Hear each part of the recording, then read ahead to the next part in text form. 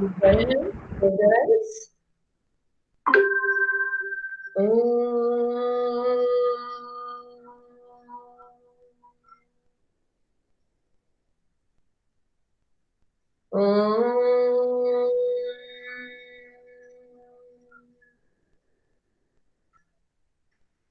mm,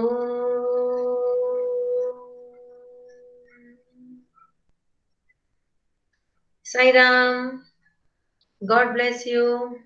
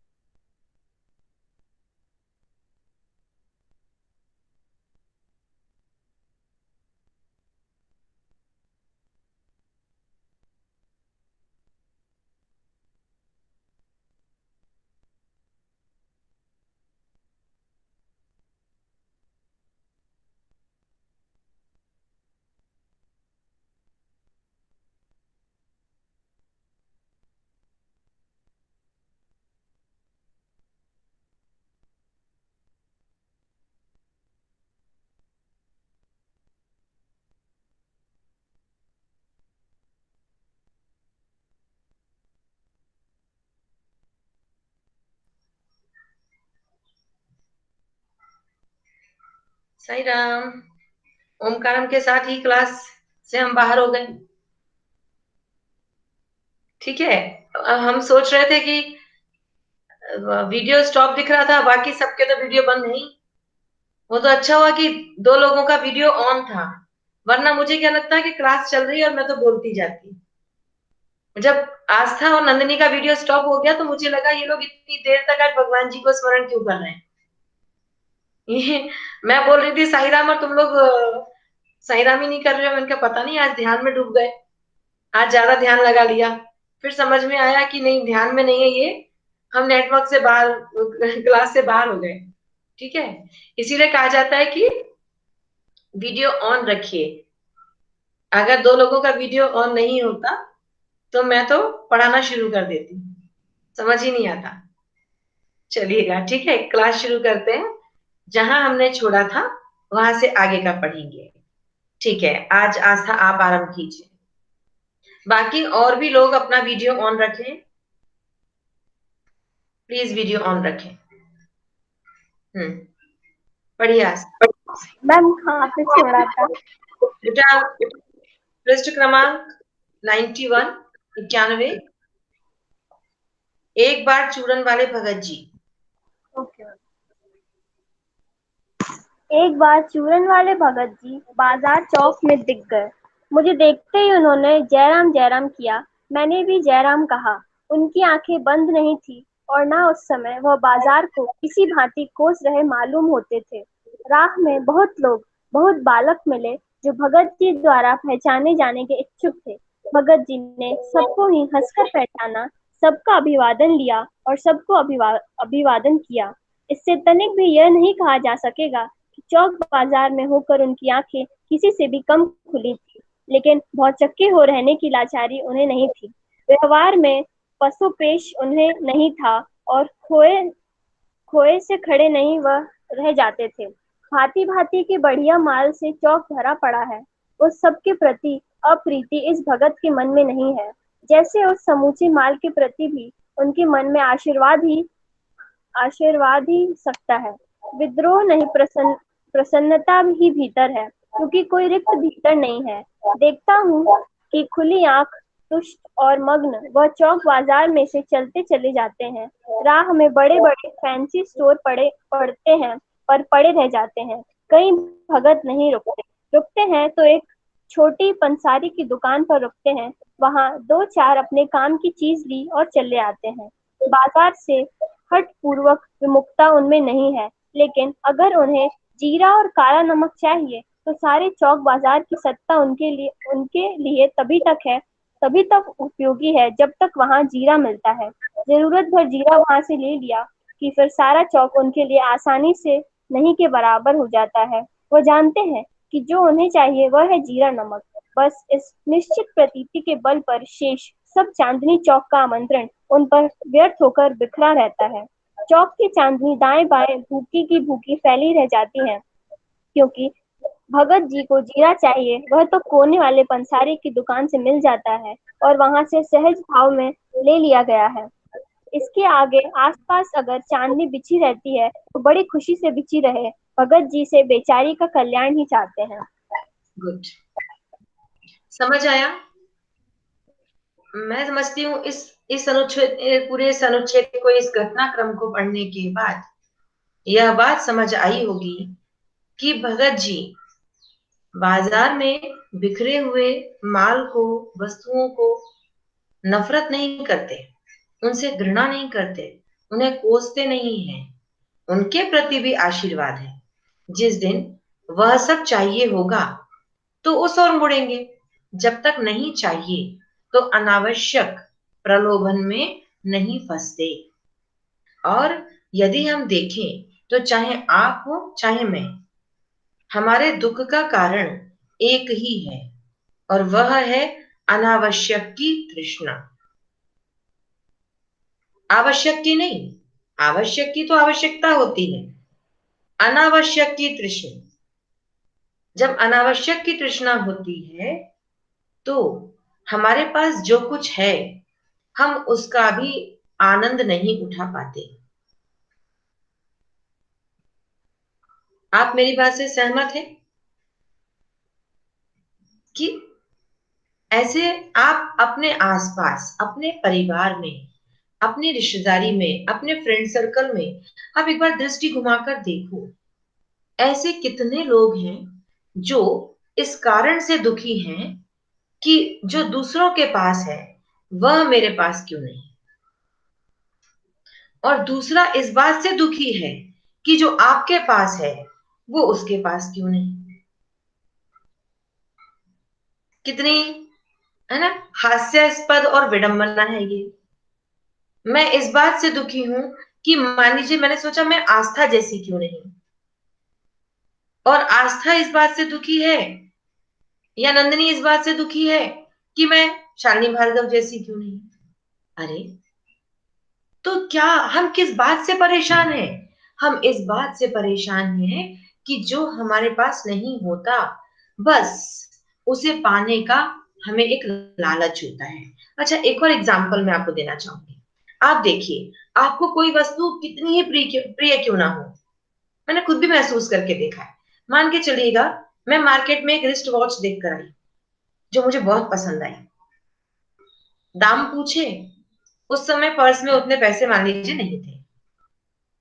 घर में चर्चा की और जैसे तैसे मैंने उस घड़ी को खरीद लिया, ले लिया, क्योंकि सपने में भी ऐसा सपना आ रहा था कि मेरी कलाई पर वह घड़ी बंधी है। खुली आंख से भी और बंद आंख से भी वह एक एक एक मैंने घड़ी का, मैं उदाहरण दे रही हूँ, एक वो एक वस्तु आंखों में नाच रही थी। और जब वो घर पे आ गई तो आप महसूस कीजिए कभी, जब वो घड़ी आ गई तो मैंने शुरू में उसे कैसे रखा होगा, जिस जिस बॉक्स में वो थी, पहना और वापस उसी बॉक्स में रखा होगा ना, उसी तरीके से रखा होगा, खराब ना हो जाए। फिर 1 महीना गुजर गया। 1 महीने के बाद क्या किया कि जैसे वो रखी थी वैसे न रख के बस पटक दी, उस पर रख हो गया, बॉक्स में डाल दी। उसके बाद फिर क्या हुआ, और समय बीता और समय बीता, आज वह घड़ी किसी पर्स के कोने में पड़ी, याद करती है कि मुझे कलाई पर बांध लो, बहुत दिन से बांधा नहीं।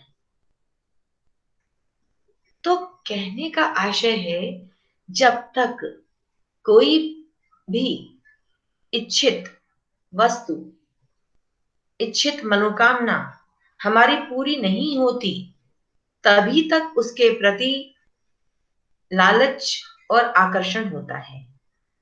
एक बार जब वो हमारे पास आ जाती है, तब उसके प्रति आपका मोह वैसा नहीं रहता, आपका कंसर्न वैसा नहीं रहता जैसा रहना चाहिए। इसीलिए जो हमारे पास होता है हमें उसकी कदर नहीं होती, चाहे वो व्यक्ति हो चाहे वस्तु हो। दूर बैठे लोगों की याद में आप आंसू बहाते हो, लेकिन जो आपके पास हैं, जो आपको आपको बहुत स्नेह करते हैं, जो आपकी चिंता करते हैं, उनकी चिंता की आपको कोई चिंता नहीं होती।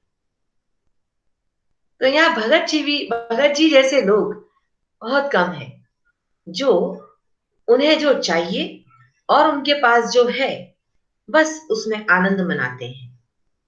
तो लेखक बड़ी सादगी से हमें यह बताना चाहते हैं कि ऐसा नहीं है कि जो आपको नहीं मिला उन वस्तुओं को बद्दुआएं दो, मेरे किस काम की, वो सब तो बेकार है वैसा। बेकार नहीं है, वो किसी और के लिए काम की है। तो भगत जी को संपूर्ण बाजार को आशीर्वाद है, लेकिन उसके आकर्षण में नहीं फंसते, अपनी राह चलते हैं और बस जो चाहिए, जो आवश्यक है, उस पर अपनी एकाग्रता कायम रखते हैं। Is it clear? कोई भी ऐसा शब्द जो समझ में नहीं आया हो तो प्लीज पूछिए। मैम पसोपेश। जैसे एक हाँ बताएं बताएं, आस्था बताएं। अच्छा लगता है जब क्लास में नहीं मैम, मुझे नहीं पूछ रही हूँ। क्या आस्था? यही पूछ रही हूँ मैम, यही मैं भी यही पूछ- पूछ रही हूँ। हाँ, हाँ पशु हाँ। मतलब होता है असमंजस की स्थिति, बीइंग इन डाउट। ठीक है। व्यवहार में पसोपेश उन्हें नहीं था, यानी असमंजस की स्थिति में वो नहीं पड़ते थे, क्या करें क्या ना करें। आपने एक और इसमें बात देखा था ना कि वो घूम बाजार गए और खाली झोला लिए चले आए।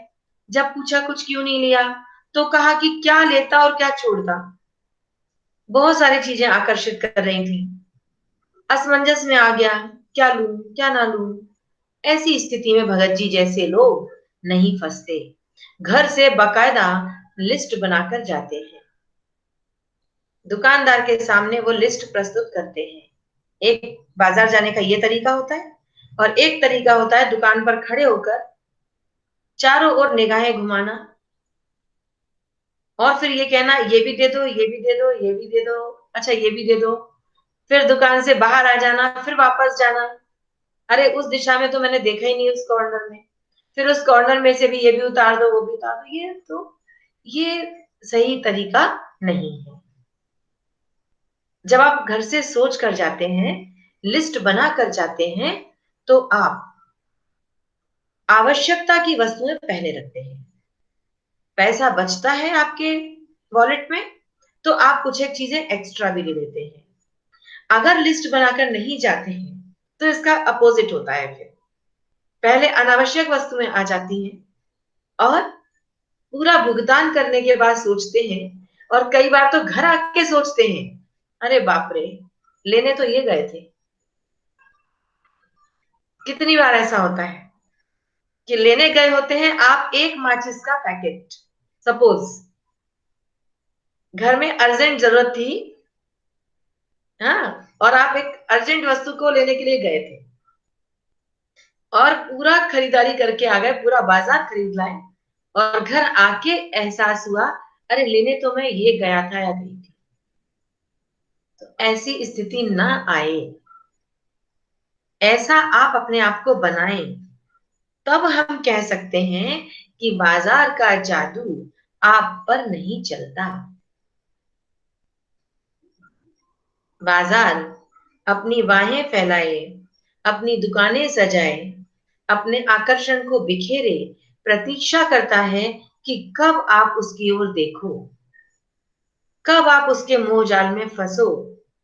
लेकिन नहीं, आप भगत जी के जैसे निश्चित दुकान पर जाते हैं और आवश्यकता की वस्तु खरीद कर वापस आ जाते हैं। यह इस पाठ का संदेश है। ठीक है, ओके गुड। अभी मुझे सिर्फ दो ही बच्चे दिख रहे हैं, आस्था और नंदिनी। मुझे ऐसा लग रहा है बाकी बच्चे क्लास में हैं ही नहीं। चलो नंदिनी, आप पढ़ो, पहले कंप्लीट मैम। करो। मैं कैसे मानूं कि आप हैं? मैम विमुक्ता का मतलब बता दीजिए। जैसे कि आप विमुख हैं इस क्लास से, जैसे कि आप नंदिनी और आस्था को छोड़कर बाकी सभी की विमुखता मुझे समझ में आ रही है। अब आया समझ में? Yes ma'am. बस मुखरित होना, आपका उसूल ध्यान देना, आपका उसूल अपने अपने मन को लगाना, विमुख होना, बस देखना ही नहीं उस तरफ। कौन सी क्लास चल रही है, चलने दो, हमें क्या मतलब, ये विमुखता है। तो ठीक है, तो विमुखता जैसे इस समय मुझे महसूस हो रही है, ये भी महसूस करके देखे बाकी सभी बच्चे, कि जब आपको मेरी ऐसी विमुखता कभी महसूस करनी पड़ेगी तो कैसा। तो क्लास में तभी समझ आता है जब आप सुनेंगे। अब देखो, अब अच्छा लग रहा है, आप जब मुखरित हुए तो अच्छा लग रहा है। अब एक एक से ही निवेदन करना, और हर रोज निवेदन करना, तो 40 मिनट में से 20 मिनट तो मेरे निवेदन में जाएंगे, और 20 मिनट की क्लास मुझे आपको एक प्रस्तावना प्रस्तुत करने में चली जाएगी, तो मैं क्या पढ़ाऊंगी? तो इसलिए हम भी विमुख होकर आए और अपना पाठ पूर्ण करें और चले जाएं। ये मजेदार बात नहीं है।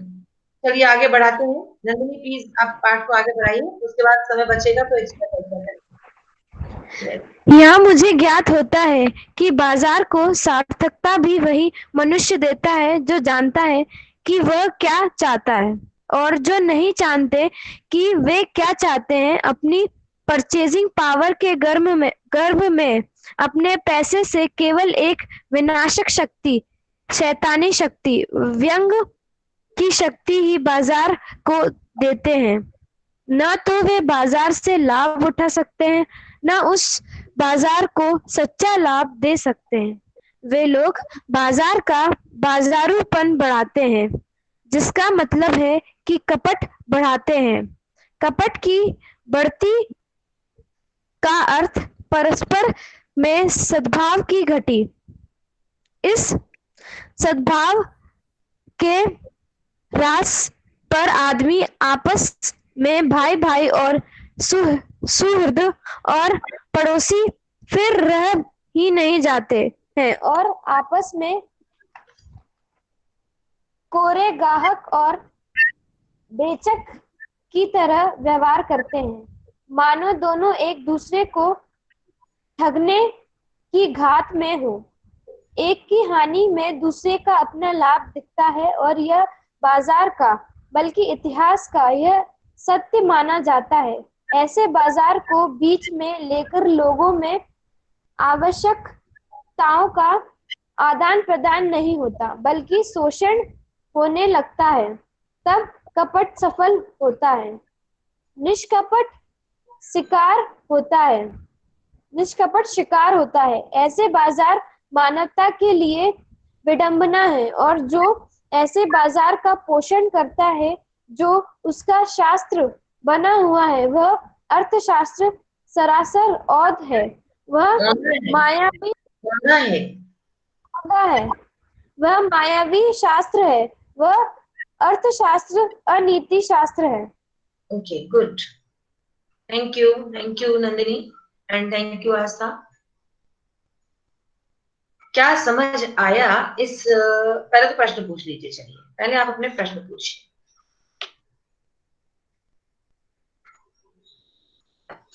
मैम सुहृद मतलब? फिर से बोले।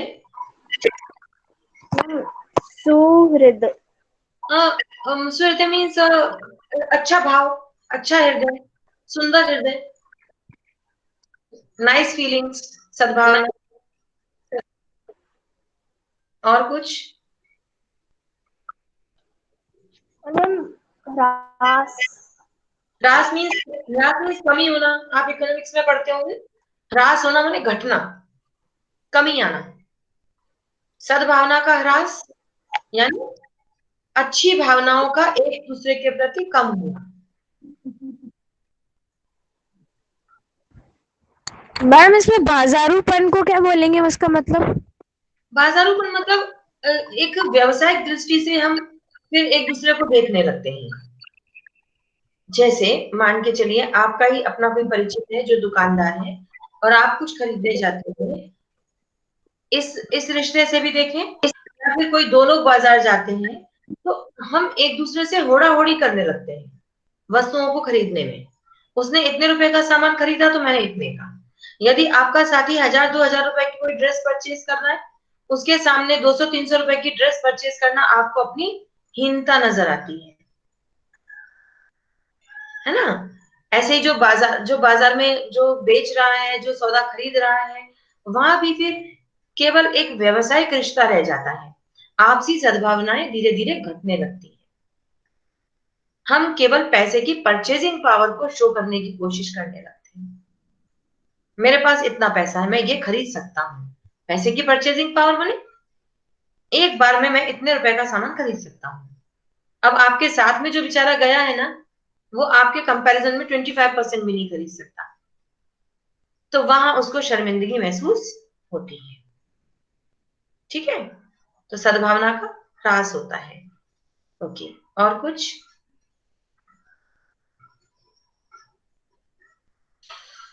पूछो। मैम इसमें ये अर्थशास्त्र दिया है और ये मायावी शास्त्र दिया है, अनीति हाँ, शास्त्र दिया है, तो पूरे पूरे पाठ का सारांश वही है। माया मतलब जो आपको अपनी ओर आकर्षित करे, जो मोहित करे, वो माया है। तो बाजार का आकर्षण एक माया है, माया जाल है। अर्थशास्त्र को अनीति शास्त्र कहा क्योंकि यहाँ पर पैसे का लेन देन, वस्तुओं की खरीद फरोख्त के पीछे क्या है? आवश्यकता नहीं है, सद्भावना नहीं है, होड़ा होड़ी है, एक दूसरे को नीचा दिखाने की प्रवृत्ति है। भाई आज मैं आपसे श्रेष्ठ अपने आप को दिखाना चाहूं तो मैं क्या करूं? आजकल लोग इस चीज को सोच के क्या करते हैं? यदि मुझे ये चाहिए मैं अपने पड़ोसी से, मैं अपने मित्र से श्रेष्ठ दिखूं, तो मुझे बताओ लोग क्या करते हैं फिर? श्रेष्ठ दिखने की होड़ा होड़ी में क्या करते हैं? अच्छा, आस्था नहीं बताएंगी, और नंदिनी भी नहीं बोलेंगी, और मंजुल भी नहीं बोलेंगे। इन तीन बच्चों के अलावा कोई बताएगा?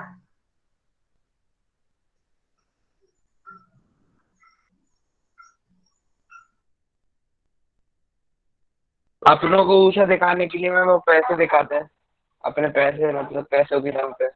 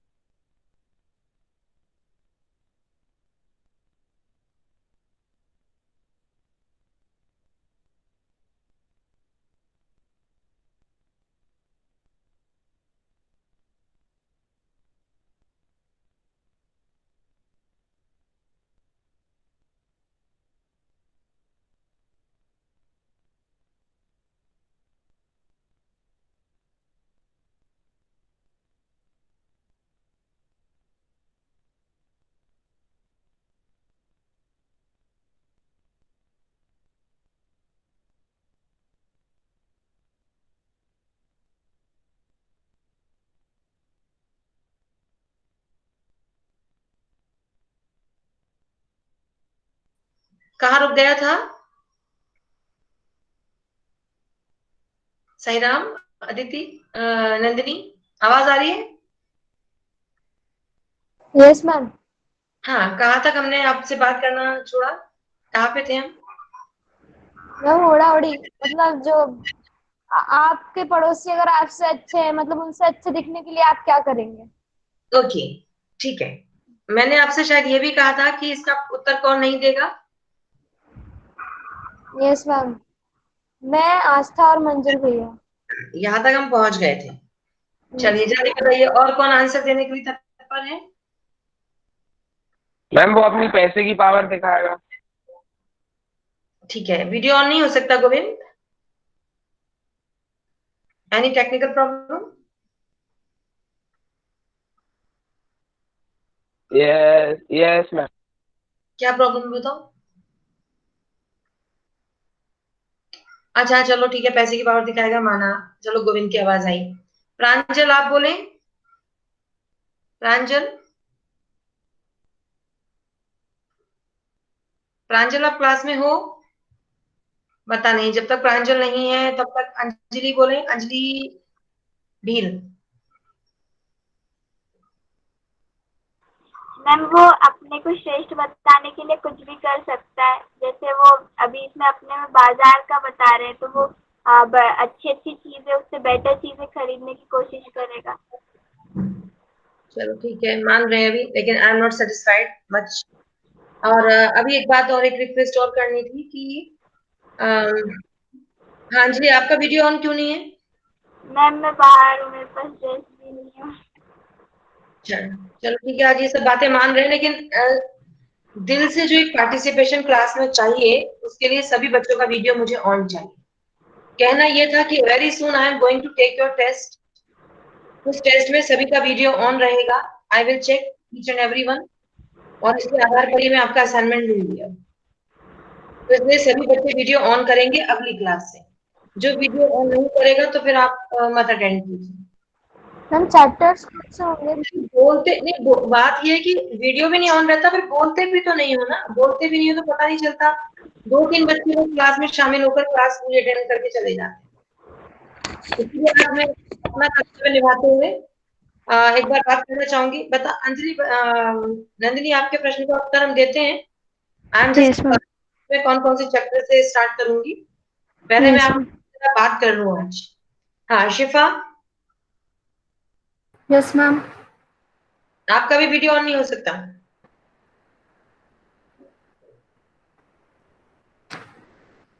वीडियो ऑन हो सकता है, फिर मुझे ये समझ नहीं आता कि आप लोग ऐसी स्थिति में क्यों रहते हैं जहां आप ये कहते हैं कि हम अपना वीडियो ऑन नहीं कर सकते।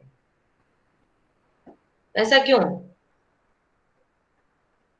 बताओ शिफा, वीडियो ऑन ना करने का कारण। मैम आज लाइटिंग सही नहीं थी थोड़ी। हम्म हम्म मैम क्लियर नहीं दिख रही होगी। हाँ। ऐसा कुछ नहीं, और हमेशा ही नहीं करते हो ना आप लोग, हमेशा ही ऑन नहीं रहता। श्रेष्ठा, क्योंकि अब हम जब असेसमेंट लेंगे तो आई वांट टू चेक कि आप कहाँ हैं, कैसे कर रहे हैं, तभी मैं असाइनमेंट लूंगी डायरेक्ट। उसमें वीडियो ऑन नहीं है तो फिर नहीं काम चलेगा। ठीक है, श्रेष्ठा नहीं है, okay, I will mark absent. Govind Rai, ठीक है, मंजुल, ओके, अंजलि मिश्रा।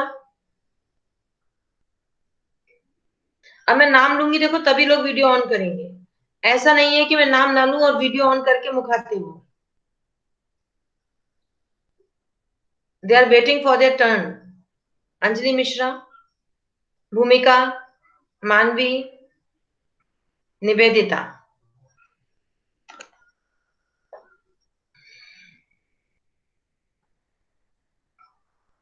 इनमें से कोई भी नहीं है उपस्थित।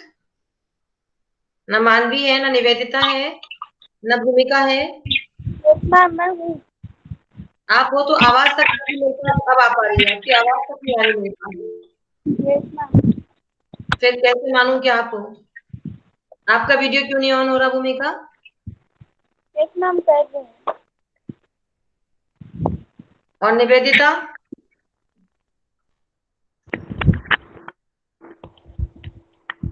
आज तो मैंने सुबह आपसे कहा है, अगली क्लास में आए वो क्या वीडियो ऑन करके बैठो। अगली क्लास में वीडियो ऑन चाहिए, ठीक है, निष्क्रिय क्लास नहीं चाहिए। आलसी विद्यार्थी नहीं चाहिए। सक्रियता से भाग लीजिए। इस साल के 12th का रिजल्ट आ गया है, और आने वाले 12th का रिजल्ट अब हम प्रिपेयर करने जा रहे हैं। एक एक दिन का हमारा जो प्रयास है ना, वही हमारा फाइनल रिजल्ट बनाता है। एक दिन के प्रयासों से 100% नंबर नहीं आते। इसलिए मेरी आपसे रिक्वेस्ट है, प्यार भरा निवेदन है कि प्लीज मुखातिब होकर पढ़िएगा, ठीक है। चलो आज शांति पाठ करेंगे।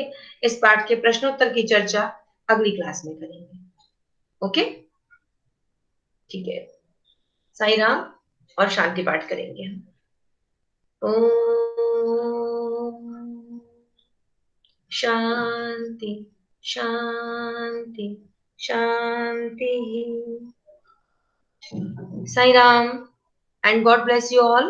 Please take care. Please सारा take ma'am care. Sai Ram. Sai Ram ma'am. Sai Ram.